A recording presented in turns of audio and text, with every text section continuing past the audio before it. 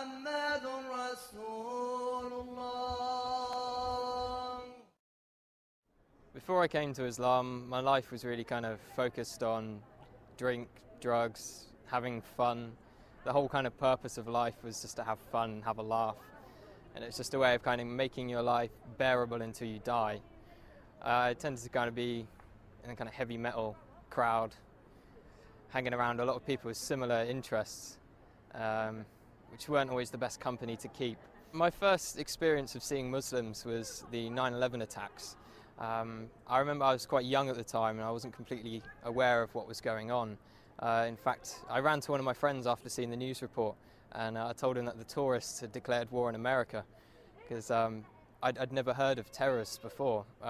As the war was unfolding and I was seeing more and more about the war in Afghanistan, I started understanding that these people were Muslims and that the Muslims were doing these horrible atrocities across the world. So from that kind of media bombardment, I started getting a strong hatred for Muslims. So much, in fact, I tried to join the army 3 times with the goal of wanting to go over there and kill as many of these people as I could, to do my bit for the country and to make it a bit safer for my family. I thought they were kind of the big evil of the world. I started hearing a bit more about Islam. It was the last time I was applying for the army. I came across this radio station. It was at a time when I was listening to conspiracy theory radio and things like this. And it was a radio station from the American government called Terror Talk. And it was talking about the life of the Prophet ﷺ.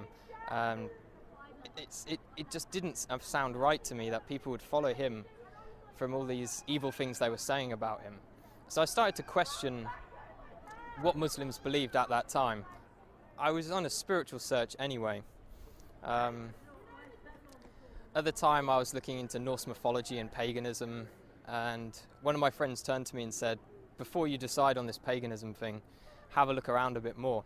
So I came across kind of Muslims on the internet. I think one of the first people I saw on the internet was Baba Ali.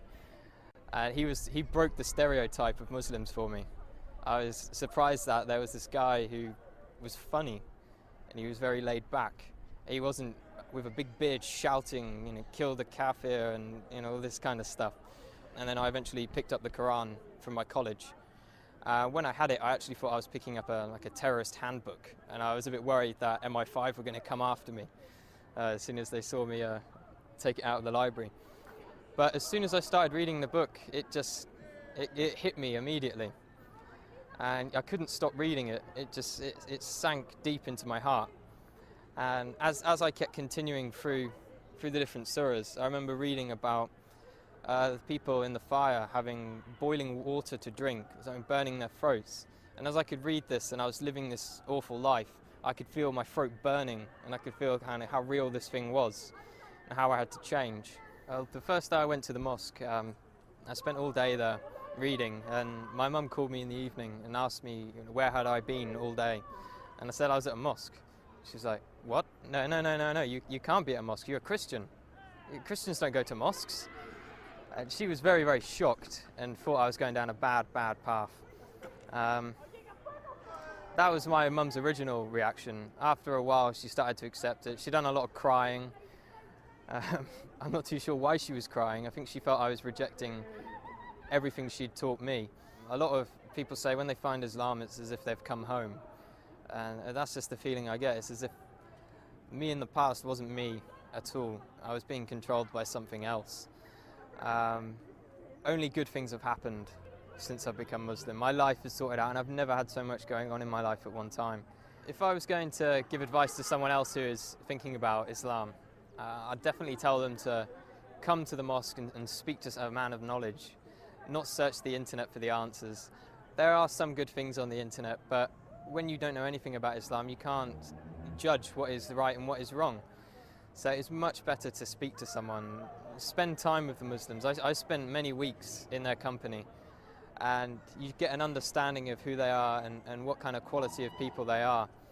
Don't be afraid of what your family think. I've had many people, and myself as well, was worried about what my parents would think. And at the end of the day, it's Islam is for you, it's for you. You can just hope the best for your parents will come afterwards.